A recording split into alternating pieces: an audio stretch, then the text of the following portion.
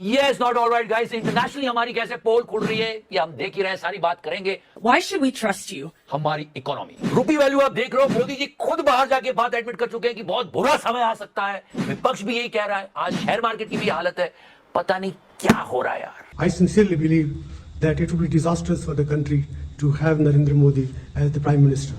1993 में जब हमने अपनी इकोनॉमी को फॉरेन इन्वेस्टर्स के लिए खोला था, तब से लेकर अब तक लोग ऐसा कह रहे हैं शायद सबसे ज्यादा फॉरेन इन्वेस्टर्स ने अभी पैसा निकाला होगा हमारी इकोनॉमी से। अरे मोदी जी, लोग और भी बहुत कुछ कह रहे हैं, क्यों नहीं करते हो प्रेस कॉन्फ्रेंस? देश में तो इतने सालों से चल रहा था, आप लोग बाहर भी सवाल पूछने लगे। और लोग क्यों हमसे सवाल नहीं पूछेंगे? हमने टैक्स पेयर्स की मनी से चलने वाले दूरदर्शन पे तिहाड़ी जैसे एंकर को बिठा रखा है जो दिन रात नफरती बातें करता है। 43 साल बाद जाकर कोई भारतीय प्रधानमंत्री नॉर्वे पधारे और नॉर्वे पधार कर नरेंद्र मोदी ने वही सारे काम किए जो अक्सर वो अपने इंटरनेशनल टूर पे करते हैं। प्रधानमंत्री ओस्लो में India Norway business and research summit का उद्घाटन करते हैं। खूब ढोल नगाड़े के साथ नरेंद्र मोदी का स्वागत हुआ। लोग गदगद हुए नरेंद्र मोदी को देखकर। ऐसे लोगों को देखकर बस मेरे मन में एक ही सवाल आता है कि जब देश 12 सालों का विकास देख चुका है, जब इनको नरेंद्र मोदी इतने प्रिय हैं, तो ये देश वापस क्यों नहीं आते? इनको क्या महाभारत पुकारती नहीं है? मोदी जी का प्लान, उनका पीआर एब्सोल्युटली अकॉर्डिंग प्लान चल रहा था, सब कुछ स्मूथ चल रहा था। लेकिन यही आ गए नॉर्वे के जर्नलिस्ट। ये जर्नलिस्टों लोगों को नॉर्वे में क्या नंबर 1 मीडिया का पायदान दे दिया। ये अपने आप में ना अपने आप को बहुत कुछ समझने लगे हैं और यही वेज बिरयानी में इन्होंने निहारी घुसेड़ दी।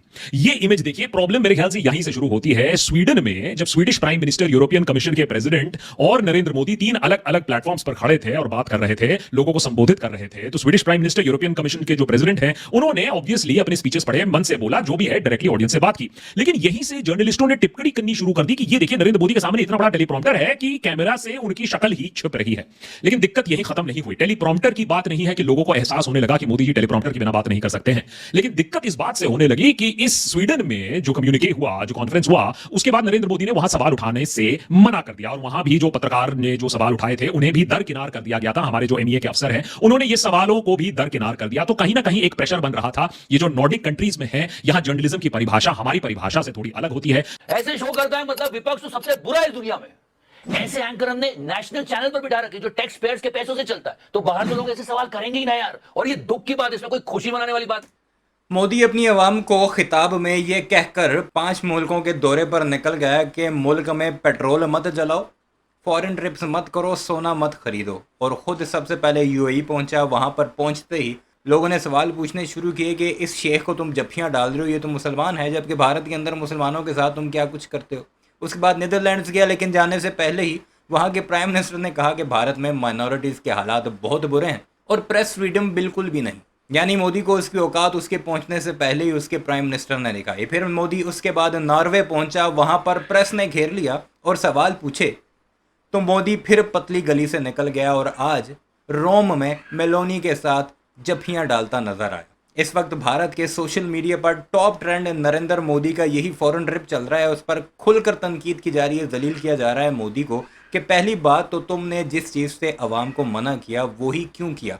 प्राइवेट जेट से 5 मुल्कों के दौरे पर निकल गए, करोड़ों रुपए तुमने भारतीयों के लगा डाले, जबकि इसी चीज़ से तुमने हमें मना किया था। और दूसरी बात, वहाँ पर अपनी ही कम्युनिटी के लोगों को प्लांट करके उनसे जश्न मनवाते रहे, नाचते गाते रहे उनके साथ कि ये मेरा बड़ा इस्तकबाल कर रहे हैं नॉर्वे में, नीदरलैंड्स में, इटली वगैरह में। बहरहाल मैं आपको कुछ ट्वीट्स दिखा देता हूँ ताकि आपको कुछ आइडिया हो जाए कि भारत में क्या कुछ चल रहा है, इसे ग्लोबल एम्बेरसमेंट क्यों करार दिया जा रहा है। Modi euro trip has been a complete disaster. In the Netherlands, he got a spanking over state-sponsored persecution of minorities, जो उन्होंने खुद कहा नीदरलैंड के प्राइम मिनिस्टर ने। In Norway, he was exposed for his hate for taking questions from media. Media ने सवाल पूछे, मोदी भाग गया नॉर्वे के अंदर। Meanwhile, India's foreign minister spent millions on his propaganda, cutting funds meant for school and health care. एक और लिखता है जी, मोदी जी बोल रहे थे कि फॉरेन ट्रिप पर नहीं जाना है और खुद चले गए, वाह क्या सीन है। तेजस्वी प्रकाश लिखता है, while Xi Jinping hosts Trump and Putin and even Pakistan tries to mediate between US and Iran, our Modi is busy distributing toffees to foreign leader and labeling it a Indian's foreign policy. What's a downgrade?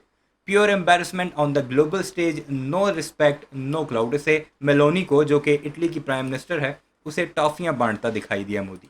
Tejasswi Prakash फिर लिखता है, It hurts to say this, but Narendra Modi has become a national embarrassment. Empty promises, economic mismanagement, and dividing the country for votes this isn't leadership, it's a disaster, we deserve better. हमें मजीद बेहतर चाहिए। ये चल रहा है भारत के social media पर नरेंद्र मोदी के अगेंस्ट इस वक्त जब वो 5 रोज़ा दौरे पर अवाम भूखों मर रही है, वो पहुंचा हुआ है। खैर सुनते हैं मजीद इस सारे मामले पर भारती क्या कुछ कह रहा है। उस लड़की ने कल किया, मतलब गोदी मीडिया ने इस तरह आदत बिगाड़ दी नेताओं की कि सवाल सुन के जवाब देने की कैपेसिटी चली गई है, गायब हो गई वो क्षमता। Prime Minister Modi, why don't you take some questions from the freest press in the world? दो ही तरीके रह गए नेताओं के पास कठिन सवालों का जवाब देने में, या तो इग्नोर कर दो या फिर सीधे ए, पुलिस में बुलाऊं क्या? तुम्हें बाद में बात करेंगे ना तो पुलिस बुला के बाहर निकाल दूंगा। अबे शांत बैठ, नीचे बैठो। बहुत फनी था ये क्लिप, एक छोटा सा चिकारा गडकरी साहब में भी है। सच्ची? हाँ, जब बाद में मुझे मिलने के लिए आओ तब बात करूंगा। और मैं फिर बता दूं, इसने जो किया उसकी बिल्कुल खुशी नहीं है, उल्टा दुख है। प्रधानमंत्री एक इंटरनेशनल विजिट पे थे, वो देश को रिप्रेजेंट कर रहे थे और ये सवाल सीधे देश पर उठाए गए। And also, will the Prime Minister start taking critical questions from the Indian press at some point in the future? वो जानती थी कि प्रधानमंत्री ने इतने सालों में कोई प्रेस कॉन्फ्रेंस नहीं की, एक सॉफ्ट टारगेट था, उसने ये किया and she gained the popularity. ये वीडियो ब्रेक 14 साल में नरेंद्र मोदी ने एक भी प्रेस कॉन्फ्रेंस नहीं की एज अ प्राइम मिनिस्टर। सवाल पूछे तक नहीं सहाफियों से, वही गिने चुने इंटरव्यूज हुए जो ये तिहाड़ी जैसा, सुधीर चौधरी जैसा चमचा जाकर सवाल पूछता है और लिखे हुए जवाब वो पढ़ के जवाब दे देता है और पहले से ही प्री प्लान वो जवाब दे देता है। आउट हुआ तब कुछ 700-800 फॉलोवर थे एक्स पर, अब 17-18 हजार हो गए। तो she milk that opportunity. Mr. Modi, do you deserve the trust of our... Du vet, när presidenten är i världen. Det står vi där. और हमारे यहाँ क्या हो रहा है यार? मोदी जी ने संविधान के बारे में बात की, मोदी जी ने डेमोक्रेसी के बारे में बात की, लेकिन मोदी जी कहीं कहीं भूल जाते हैं कि डेमोक्रेसी का मतलब यह भी होता है कि सवाल जवाब करना, डिबेट करना, पक्ष प्रतिपक्ष विपक्ष, ये सारी चीजें भी डेमोक्रेसी का एक हिस्सा होती हैं। लेकिन इन सब चीजों में शायद मोदी जी को उतना भरोसा नहीं है, इसीलिए शायद सवाल लेना वो पसंद नहीं करते हैं। लेकिन नॉर्वे में वो बच नहीं पाए। हेली बोलकर एक जो जर्नलिस्ट है नॉर्वे में, उन्होंने नरेंद्र मोदी से सिंपली वो सवाल पूछ लिया जो बहुत लोग पूछना चाहते हैं। Prime Minister Modi, why don't you take some questions from the freest press in the world? Haley ने सिर्फ सवाल ही नहीं पूछा, वो एक्चुअली एग्रेसिवली नरेंद्र मोदी के पीछे पीछे लिफ्ट तक भी जाने की कोशिश करती हैं, पूछने की कोशिश करती हैं कि आप प्रेस का जवाब क्यों नहीं देना चाहते हो। अब हेली को क्या मालूम था कि सुप्रीम लीडर से सवाल जवाब करने की कोशिश करना भी कितना घातक साबित हो सकता है। अगले कुछ घंटों में हेली को अच्छी तरीके से समझ में आ गया था power of the IT cell, जिन्होंने उनके फोन नंबर से लेकर पर्सनल डिटेल से लेकर उन्हें स्पाई तक घोषित कर दिया। यहां बड़े बड़े आईटी सेल उनके पीछे पड़ गए, यहां तक कि मोहनदास स्पाई भी कहने लगे कि ये जॉर्ज सोरोस की एजेंट है, ये साजिश है, हमारे देश को नीचा दिखाने के लिए, हमें एम्बैरेस करने के लिए इसे प्लांट किया गया है। बेचारी हेली को भी क्लैरिफिकेशन देना पड़ा कि उसको लगा कि आज तक मुझे ये लिखने की जरूरत ना पड़ी, लेकिन अब लिखना पड़ रहा है कि मैं तो पत्रकार हूं, मैंने तो सवाल किया है, मैं स्पाई नहीं हूं। दरअसल ऐसे जो नरेंद्र मोदी से सवाल जवाब ऐसा करना काफी लोगों को काफी भारी पड़ता है। पिछली बार सबरीना सिद्दीकी ने वॉल स्ट्रीट जर्नल से सवाल पूछ लिया था और उस समय भी माइनॉरिटी राइट्स इन इंडिया, जिसके बारे में काफी इंटरनेशनली चर्चा होती रहती है, उसके काफी आलोचक हैं। जो सवाल पूछा गया, What steps are you and your government willing to take to improve the rights of Muslims and other minorities in your country and to uphold free speech? उसका जवाब मिला या नहीं, लेकिन सबरीना को तो डेफिनेटली अच्छी तरीके से आईटी सेल ने ट्रीटमेंट दी, पाकिस्तानी बोला गया, उसके सरनेम की वजह से उसको खूब ट्रोलिंग झेलनी पड़ी। नॉर्वे में नरेंद्र मोदी ने सवाल नहीं लिया, ये बात उतनी बड़ी नहीं बनती अगर इस पर कोई डैमेज कंट्रोल किया जाता, अगर कोई ठंडे दिमाग से इसके बारे में सोचता। जो डिप्लोमेटिक सर्कल्स में अगर आप बात करो तो इसको डील करने का एक बहुत सिंपल सा सोल्यूशन था। नरेंद्र मोदी एक्चुअली एक प्लस पॉइंट स्कोर कर सकते थे। सोचिए कि इस इंसिडेंट के बाद नरेंद्र मोदी इस जर्नलिस्ट को बुलाकर एक इंटरव्यू दे देते 10 मिनट का, तो सोचिए उनका कद इंटरनेशनली कितना बढ़ जाता और पूरे लोगों के मुंह बंद हो जाते कि नरेंद्र मोदी सवालों का। मोदी इंटरव्यू देगा किसी को, 3 लीडर दुनिया के खड़े हुए हैं और 2 जो हैं वो प्रॉम्प्टर के बगैर डायरेक्ट बातचीत कर रहे हैं और मोदी ने जो बात की उसके सामने इतना बड़ा प्रॉम्प्टर लगा हुआ है और ये इंटरव्यू देगा इंटरनेशनल जर्नलिस्ट को।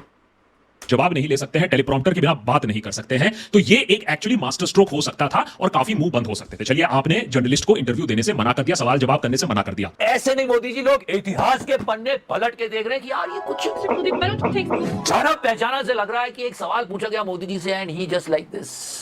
एक minute, You won't believe that, but she gained popularity in India like this. रातों रात शक्तिमान बन गई है ये। अब ये क्या कर रही है? मतलब I mean, she's a good chess player. Now she's contacting Mr. Rahul Gandhi कि आप मुझे इंटरव्यू देंगे।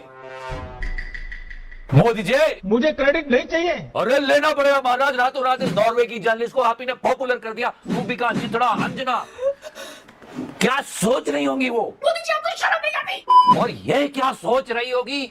रूबिका, अंजना और चित्रा के चक्करों में नरेंद्र मोदी चढ़ गया नॉर्वे के एक सहाफ़ी के हाथों।